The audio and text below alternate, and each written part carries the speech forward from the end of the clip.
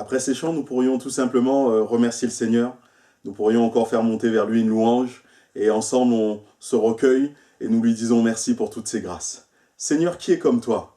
Qui est comparable à toi, Seigneur? Il n'y en ait aucun. Nous voulons repasser encore dans nos cœurs ce que peut nous dire cette parole de l'Écriture où il nous est rappelé, Seigneur, que tes compassions, tes grâces nous sont renouvelées encore chaque jour. Et nous en faisons encore l'expérience, Seigneur, actuellement. Nous voulons encore te dire merci, même si ce monde est complètement agité, même si ce monde, Seigneur, est complètement dans le stress, dans la tourmente. Nous sommes et nous savons qui est notre Seigneur. Et nous voulons encore tourner nos regards vers toi. Et nous voulons encore te dire merci parce que tes grâces dans nos cœurs, tes compassions dans nos vies sont renouvelées, Seigneur. Gloire te soit rendue pour ce que tu as accompli. Gloire soit rendue à ton Saint-Nom pour ce que tu fais encore dans nos vies, Jésus. Reçois la louange de tes enfants, reçois la louange de ton peuple racheté. Nous voulons ensemble, Seigneur, te dire à quel point nous t'aimons. Béni sois-tu, Jésus-Christ de Nazareth. Amen. Amen. Nous allons maintenant passer à la prédication, ce temps de notre culte qui est si important que nous aimons. Nous allons ouvrir la parole de Dieu et le laisser nous faire du bien encore. Et ce matin, c'est notre frère Thierry Euzé qui partagera avec nous une pensée que le Seigneur a mise sur son cœur. Nous voulons tout simplement encore recevoir cette pensée et croire que le Seigneur est celui qui va nous parler au travers de notre frère encore. Soyons attentifs et que le Seigneur nous bénisse. Thierry, nous te laissons toute la place. Que le Seigneur te fasse du bien à toi aussi. À tout de suite.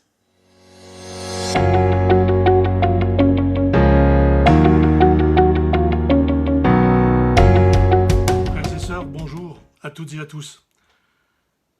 En ces temps particuliers, j'aimerais reprendre ce que disaient les hommes de Dieu, que la grâce et la paix de notre Père Céleste manifestée en Jésus-Christ soit votre partage, soit le partage de tous.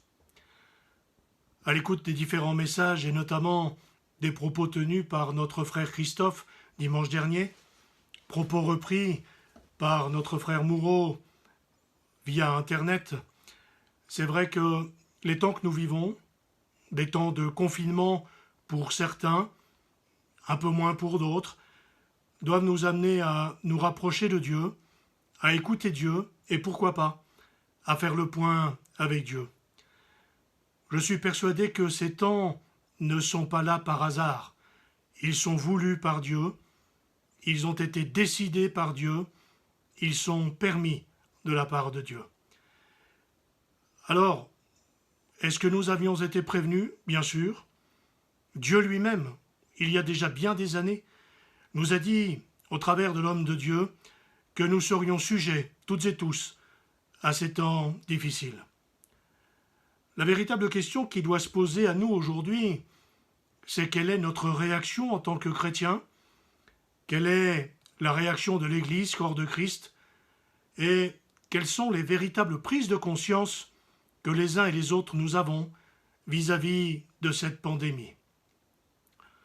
Alors, je pense que nous avons peut-être un peu plus de temps que d'habitude, et je pense qu'il faudrait que ce temps soit mis à profit au travers la parole de Dieu, conduit par le Saint-Esprit, pour nous amener à considérer quelques passages de la parole de Dieu, et notamment un verset qui se trouve dans le livre du Deutéronome, au chapitre 30, et à partir du verset 15, je vais vous lire ce qui est écrit. Moïse dit, « Israélites, voyez aujourd'hui, je mets devant vous d'un côté la vie et le bonheur, et de l'autre, la mort et le malheur. Voici ce que je vous commande aujourd'hui. Aimez le Seigneur votre Dieu, faites sa volonté, obéissez à ses commandements, à ses lois et à ses règles.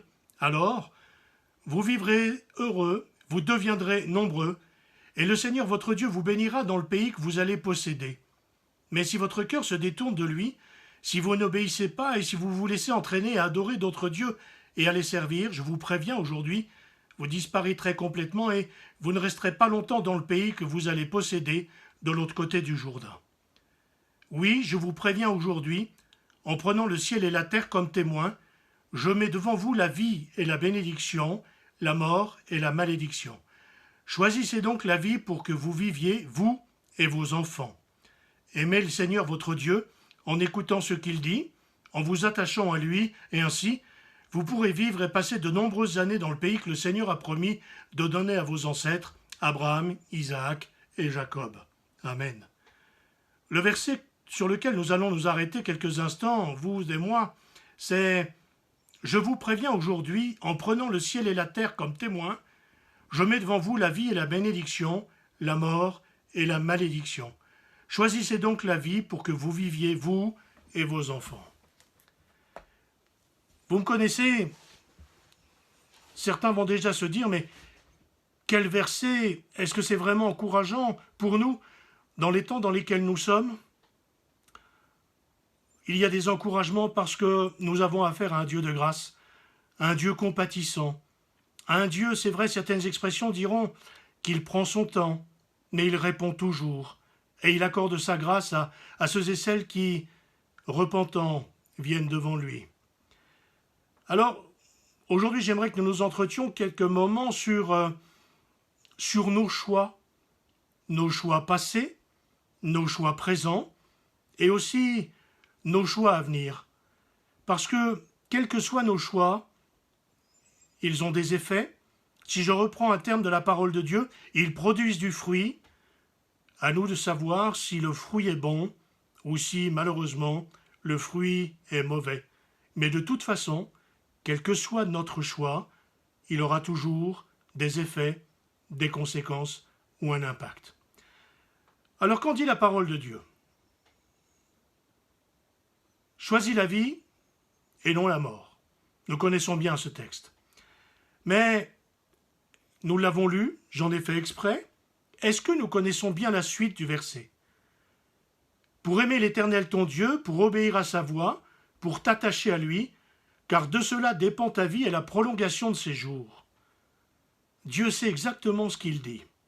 Ces paroles ont été prononcées par Moïse à la veille de sa mort, et nous le savons, Moïse était un homme unique. Rappelons-nous, Moïse vivait tellement auprès de Dieu que Dieu lui-même lui parlait face à face. Et nous le savons, Dieu était profondément attaché à son serviteur. Alors, mon frère, ma sœur ou ami qui écoutez, choisir la vie, c'est choisir le programme de Dieu. Choisir la vie, c'est choisir le plan de Dieu. C'est choisir la volonté de Dieu. C'est choisir les desseins de Dieu. En fait, c'est accepter Dieu dans toute sa plénitude. Si je me réfère à ce texte aujourd'hui, notre choix va avoir un impact profond sur l'entier de notre vie, dans tous les domaines, dans la prolongation de nos jours, dans la jouissance des biens, même s'ils sont terrestres, dans la jouissance des biens matériels, dans la protection divine et dans la paix que seul Dieu peut nous donner. Nos choix vont aussi être déterminants parce qu'ils vont révéler en qui nous croyons, quel est le degré de notre obéissance et surtout, quelle est la foi que nous avons, que nous mettons, que nous exerçons, que nous professons dans les promesses de Dieu. Alors, pour étayer mes propos, reprenons quelques exemples. Aujourd'hui, sur le plan sociétal, il y en a qui ont encore un peu le choix, il en est d'autres qui ne l'ont pas.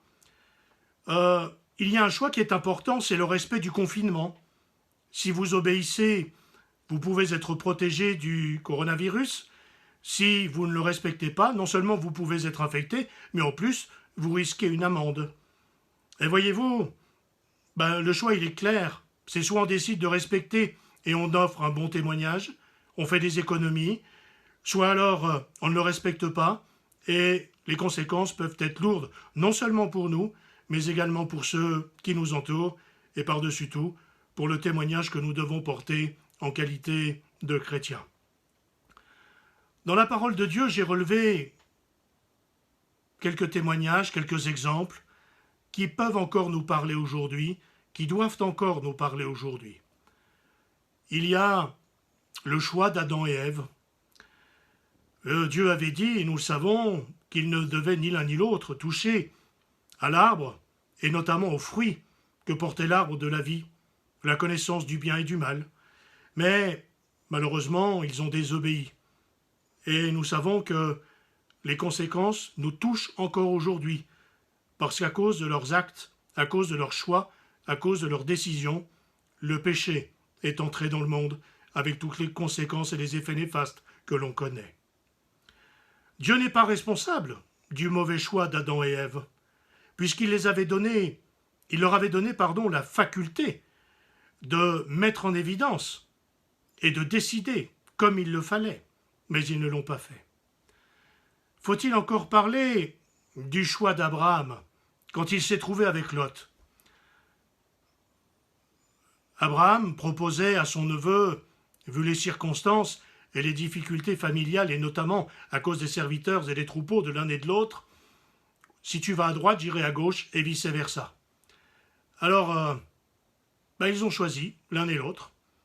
Ils ont pris leur décision l'un et l'autre, si ce n'est que Lot l'a fait avec ses yeux, avec son cœur, en regardant la plaine du Jourdain, en voyant qu'il y avait de l'eau, qu'il y avait de la nourriture, qu'il y avait beaucoup de choses en abondance. Ce qu'il n'a pas voulu regarder, c'est l'état des villes de Sodome et Gomorrhe. Et malheureusement pour lui, il n'a pas fixé les yeux au bon endroit, et les yeux et la perception qu'il a eue de ce qu'il a vu ne l'a pas amené à faire la bonne décision. Et nous savons, vous et moi, ce qu'il en est devenu. Il a tout perdu, y compris son épouse, et il a sauvé sa vie comme celle de ses filles in extremis. Le choix d'Abraham a été tout à fait différent. Lui aussi a levé les yeux.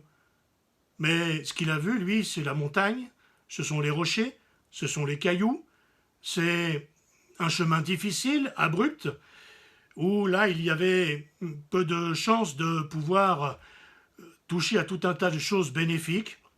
Mais ce qu'il savait, tout comme Lot d'ailleurs, c'est qu'en empruntant ce chemin, il pouvait aller dans le lieu que Dieu avait promis, dans la terre promise. Alors la question qui se pose aujourd'hui, par rapport à nos choix passés, par rapport à nos choix présents et ceux à venir, vers qui ou vers quoi allons-nous lever les yeux? Ou avons-nous levé les yeux? C'est une des questions à laquelle chacun se doit de répondre. Mais quoi qu'il en soit, Abraham, le père des croyants, n'a pas toujours fait le bon choix.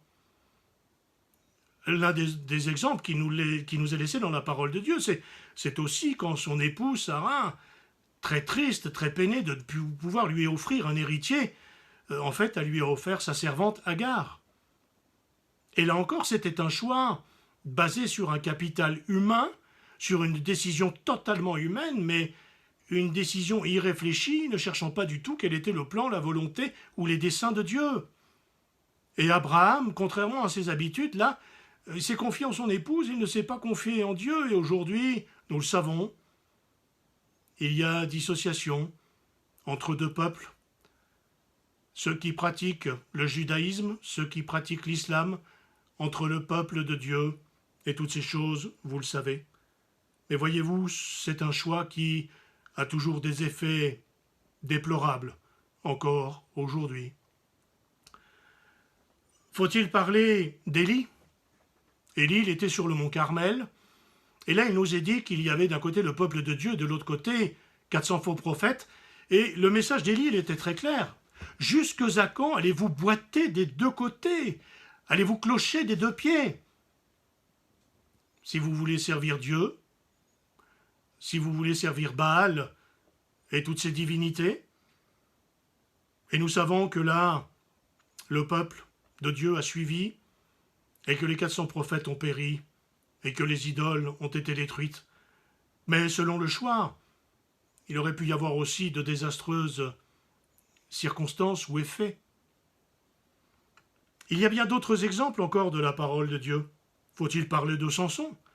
Samson, qui avait fait vœu de naziréen, finalement, Samson, il a choisi de boire, il a choisi d'aller au milieu d'un peuple qui finalement était sous la dépendance des divinités, des idoles, et puis surtout, il a choisi de suivre Delilah, et nous savons ce qu'il en est advenu. Faut-il parler de David? David qui, lui aussi, a fait un mauvais choix, en mettant Uri au front et en sachant pertinemment qu'au front, il allait périr, et comme cela, il allait plus prendre la femme de celui qui dirigeait l'armée. Quel triste choix! Parce que, là aussi, il y a eu des conséquences difficiles. Nous savons que ce n'est pas David qui construira le temple, mais que c'est son fils Salomon. Oui, nos choix engendrent toujours des conséquences. Alors, sur le coup, On ne les mesure pas, on ne les pèse pas, on n'en connaît pas tous les effets, mais avec les années qui passent, on se pose la question « si j'avais su ». Mon frère, ma sœur, il y a eu aussi le choix de Judas. Judas, il suivait le Seigneur, il était au bénéfice de son enseignement, il était au bénéfice des miracles. Cela n'empêchait pas de puiser dans la caisse, cela n'a pas empêché de vendre Jésus. Et les effets de ces mauvais gestes, de ces mauvaises actions ont fait que il s'en est tellement voulu qu'il s'est pendu et il a perdu son salut. Et puis il y a les choix de Jésus. Ah, Jésus, c'est vrai. Il a demandé à son Père, s'il est possible, retire de moi cette coupe amère. Mais Jésus a quand même dit, toutefois non pas ce que je veux, mais ce que tu veux. Toutefois non pas ma volonté, mais ta volonté. Il y a eu le choix de Jésus quand il était crucifié avec l'un des brigands à droite et l'autre à gauche. Il y en a un qui a demandé pardon au Seigneur et le Seigneur lui a répondu que ce même jour, il serait avec lui dans le paradis. Celui d'à côté a eu la même occasion, mais il n'a pas fait le bon choix. Maintenant, il ne faut pas non plus prendre toutes ces pensées pour les choix du Seigneur. Quelquefois, on est tellement persuadé, on se persuade tellement qu'on peut aussi faire de mauvais choix en disant aux uns ou aux autres « Non, non, toi tu comprends pas. Mais non, non, c'est le choix du Seigneur, je t'assure. » D'ailleurs, peut-être que certains l'ont confirmé, oui, mais entre guillemets, c'est certain. Était-il vraiment dans l'onction de l'Esprit? Est-ce qu'ils étaient convaincus de la volonté de Dieu? L'influence que nous pouvons avoir sur le choix de l'un et de l'autre peut aussi avoir une influence néfaste comme une influence positive. Mon frère, ma sœur, les Suisses disent que on peut refaire le monde, ou justement on ne peut pas refaire le monde. Je crois qu'on ne peut pas refaire notre passé. Et aujourd'hui, peut-être que certains et certaines ont un poids sur les épaules à cause de mauvais choix sur le passé. Alors, effectivement, le texte « Choisis la vie ou non la mort » est un choix difficile et un texte difficile, mais j'aimerais aussi vous encourager parce que Dieu est celui qui fait grâce. Dieu a néanmoins fait grâce à Adam et Ève. Dieu a fait grâce à Abraham et à Lot. Dieu a fait grâce à Abraham et Sarah. Dieu a fait grâce à Samson. Dieu a fait grâce à David. Dieu a fait grâce aux brigands. Dieu, par la personne de Jésus, nous a fait grâce. Et je crois qu'aujourd'hui, si nous nous approchons de Dieu pour lui dire « Seigneur, j'ai pas fait le bon choix, j'en porte les conséquences, mais je te demande pardon. Et s'il te plaît, soulage mon fardeau. Je dépose tout à tes pieds. Fais-moi grâce encore aujourd'hui. » Je crois que le Seigneur est capable de le faire, mon frère, ma sœur. Et quelle que soit ta peine, ton fardeau, tes difficultés, aller de l'avant parce que tu portes un lourd poids sur tes épaules, sache qu'aujourd'hui, quel qu'ait été ton choix il y a des années peut-être, Jésus est encore là pour te faire grâce. Maintenant, la meilleure leçon à tirer de ces erreurs, c'est de ne pas les recommettre.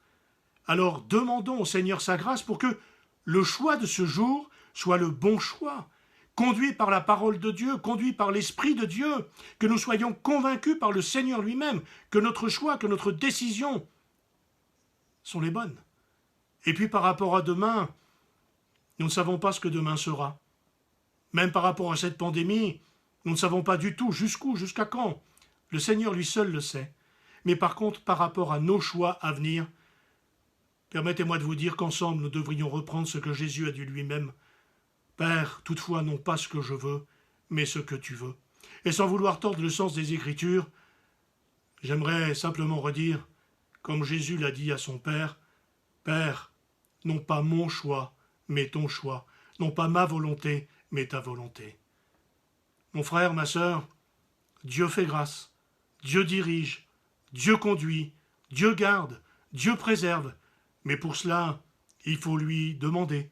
C'est un état de cœur, c'est un état d'esprit, mais le Seigneur veut aussi sa bénédiction dans chacune de nos vies, non seulement pour nous, mais aussi pour ceux qui nous suivent. Je vous propose, pour conclure, que nous prions ensemble. Père Céleste, dans le nom de Jésus, je t'apporte chacun de mes frères, de mes sœurs, de mes amis qui écoutent ces quelques paroles, et si l'un ou l'autre a fait un mauvais choix et en subit les conséquences, je te prie de lui accorder ta grâce et ton pardon aujourd'hui, allège son fardeau, apaise ses souffrances et sois lui en aide, Seigneur.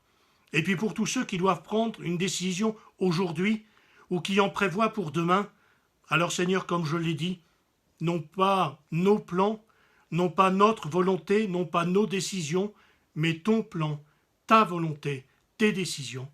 Nous le te disons, Seigneur, aujourd'hui encore. Nous voulons nous laisser conduire par toi. Nous voulons marcher sur le chemin que tu as tracé pour nous.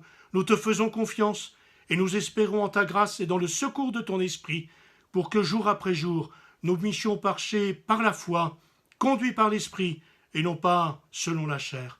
Merci parce que jour après jour, tu es là, tu nous aides, tu nous soutiens, tu nous fais grâce. Que ton bon nom soit béni, Seigneur. Amen.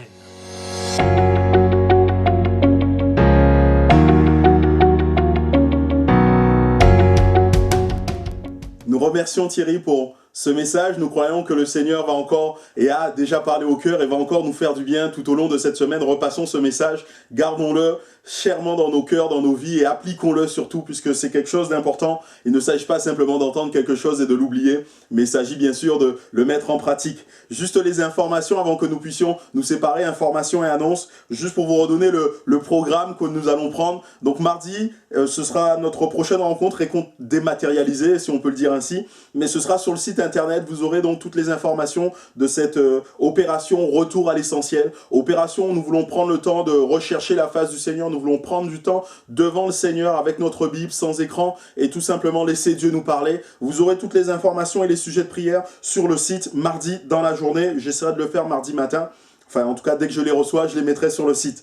Mercredi soir, nous allons et vous allez retrouver une nouvelle émission de notre Radio Londres, comme je l'ai nommé. Ce sera donc mercredi soir. Jeudi, vous allez trouver sur le site un commentaire vidéo de l'épître de Jacques. On l'a commencé la semaine dernière, on va continuer et on finira cette épître tout entière. Et vendredi, nous allons nous retrouver à 19 h pour une réunion de prière par visioconférence. Vous en avez l'habitude maintenant, vous avez compris comment ça fonctionne.